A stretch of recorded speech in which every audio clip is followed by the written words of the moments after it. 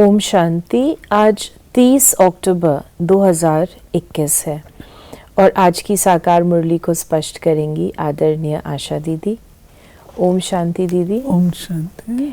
बाबा ने कहा, मीठे बच्चे, तुम जानते हो कि सभी आत्माएं बेहद के बाप से पढ़ेंगी नहीं, लेकिन साथ में जरूर जाएंगी। बाबा ने कहा कि जब मैं आता हूँ तो मुझे ये पहचानते नहीं है, तो पढ़ते भी नहीं है, तो अंत में बोलते हैं ओ प्रभु तेरी लीला। तो क्योंकि मुझको इनको घर लेकर के जाना ही है, ये आत्माओं को अल्टीमेटली तो अपने घर वापस लौटना है, तो ये मेरे साथ वापस तो ज़रूर जाती हैं, लेकिन मेरे से पढ़ती नहीं है।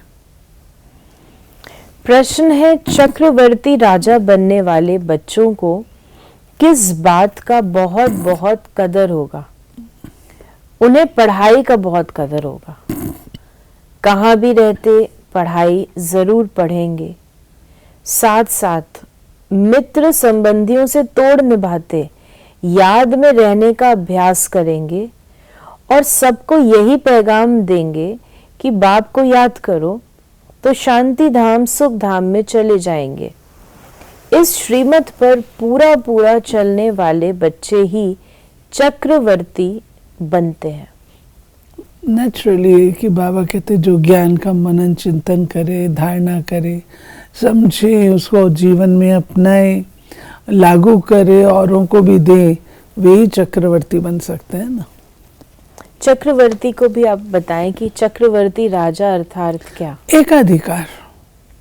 चक्रवर्ती का अर्थ है एकाधिकार, यानी समस्त विश्व एक होता है उनके साम्राज्य में, कोई डिविजन्स नहीं होते हैं किसी भी प्रकार के, एक चक्र होता है। बाबा ने कहा, बाप को सभी रूहानी बच्चों को साथ साथ जो भी सृष्टि भर में जीवात्माएं हैं, उन सब जीवात्माओं को वापस ले जाना ही है, क्योंकि अब अंधियारी रात पूरी होती है, पुरानी दुनिया पूरी हो, नई दुनिया की स्थापना हो रही है। दुनिया तो है परंतु पुरानी से नई होती है।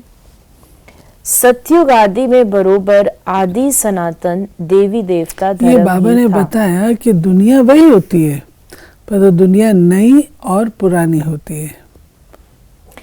चाहते भी हैं राम राज, नई दुनिया, नई दहली चाहिए। जैसे बच्चे कहते हैं ना, हमको फलानी नई चीज चाहिए, ये भी कहते हैं बाबा नई दुनिया के लिए हमको नए वस्त्र चाहिए।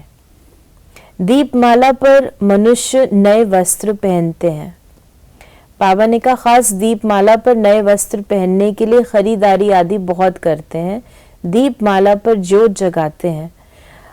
तुम्हारी अब ज्योत जगी है, तुम्हें फिर औरों की ज्योत जगानी है।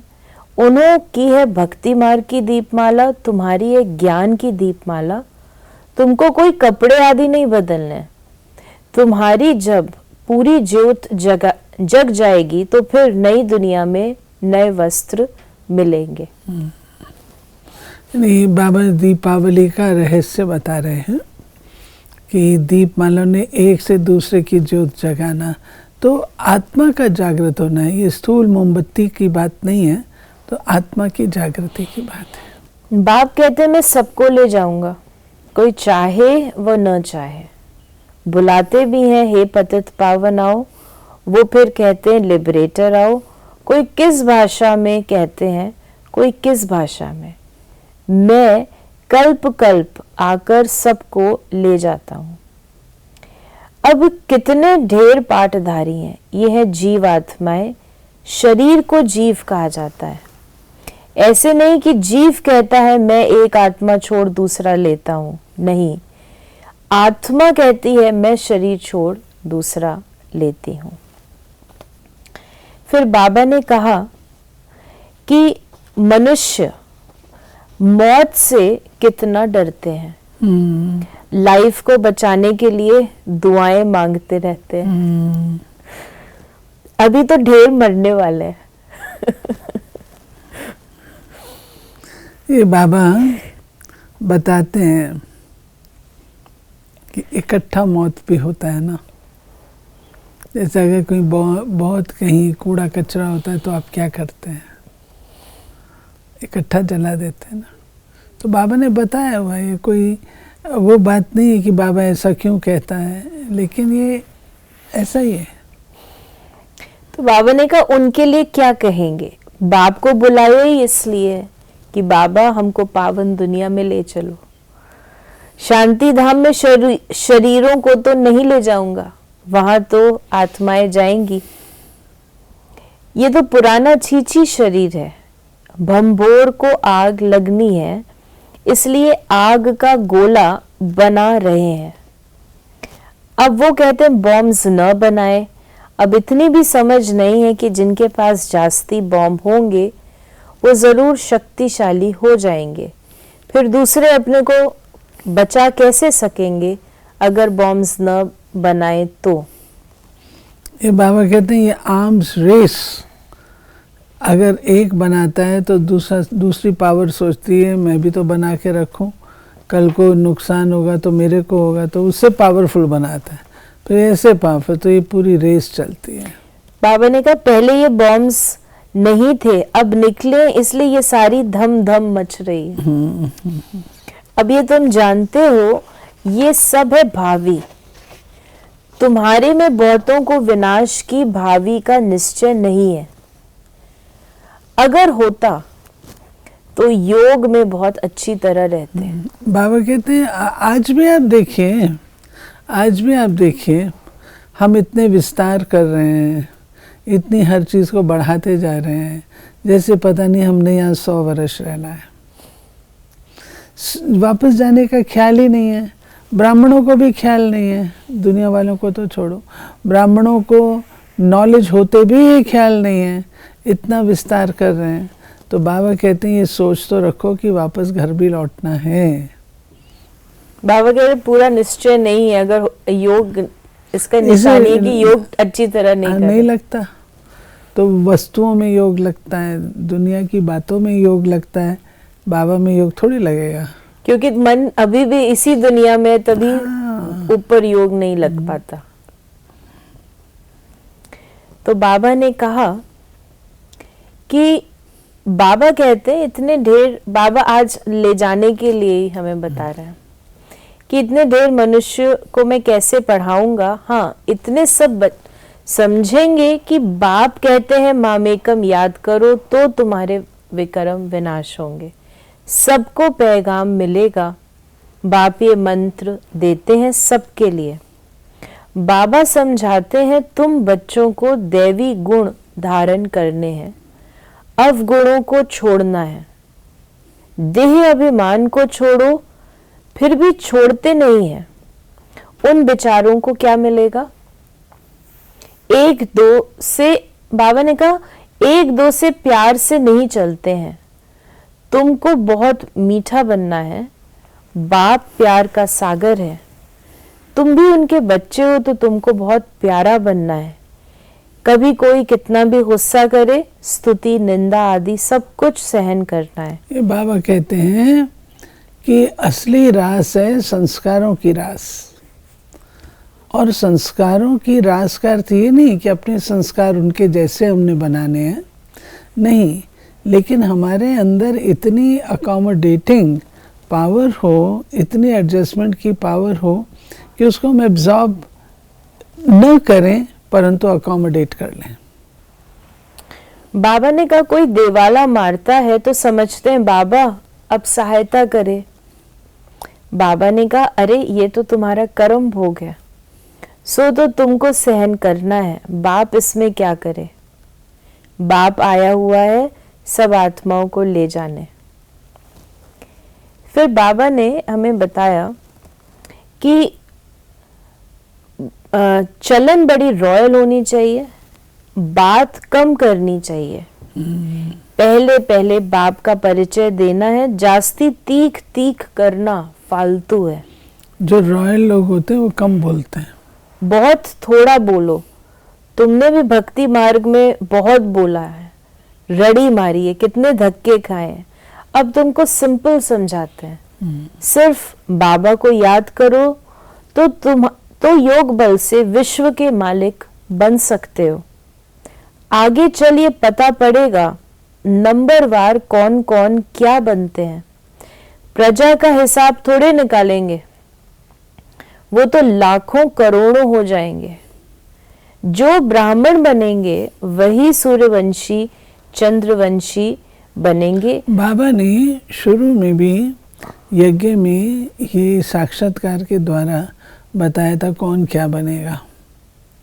तो कईयों को फीलिंग आ गई, तो बाबा ने बताना बंद कर दिया, तो ये मेरी दासी बनने वाली है।